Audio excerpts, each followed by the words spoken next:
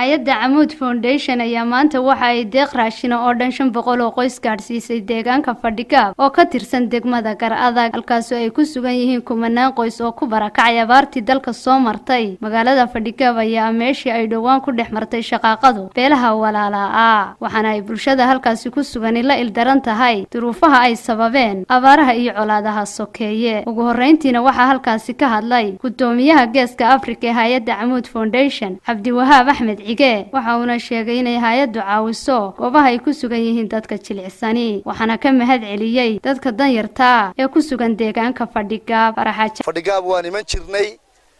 intaas oo jeer baan nimid oon macaawinooyin kala duwan u keenay anigoo ku hadlaya magaca hay'adda Amoud Foundation dadka halkan jooga dhibaatooyin badan baa haysta way barakaceen waxay u baahan yihiin hoy bay u baahan yihiin nolol caafimaad bay u baahan yihiin oo qofta xanuunsata caafimaadkeegii isma saarna xoolaha ka dhamaaday oo nolol bay u baahan yihiin wax kasta oo insaan u baahan yahayba way u baahan yihiin dhulkuna waa dhul kala fog waxaan leenahay xukuumadda Soomaaliland iyo hay'adaha samafalkaba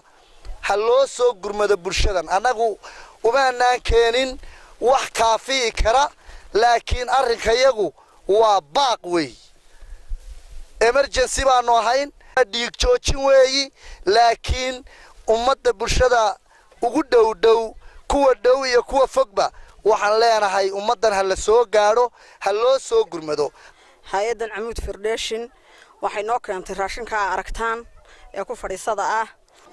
hay'adda Amoud Foundation ee halka noogu keentay raashinka waxaan kaloo salaamayaa madaxda qaranka ee nala joogta iyo askarta amniga ah ee nala joogta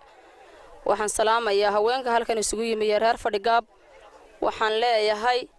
hay'addani waxay noo keentay raashin ilaahay baan ugu mahadnaqaynaa iyagana waan u mahad celinaynaa bismillaahir rahmaanir rahiim horta waxaan salaamayaa hay'adda Amoud Foundation ee raashinka noo keentay ilaahay baa mahadle marka dambe rayadaan u mahad celinaynaa waxa weeyaan ragayagina waan u baaqaynaa waxaan u leenahay waryaadheen hubka iyo qoryahana isla dhacaysaan dhigo oo aruurihiinan raashin u siiya baabaaye bilaadan ku soo dawarayo oo ilaahay baan idinku dhaarinay waa isdhasheen oo walaalaatiina waxba ma kala sidataan istaay Xaaji Cabdi Nuur telefishinka caalamiga ee Home Cable TV degmada Gar-adag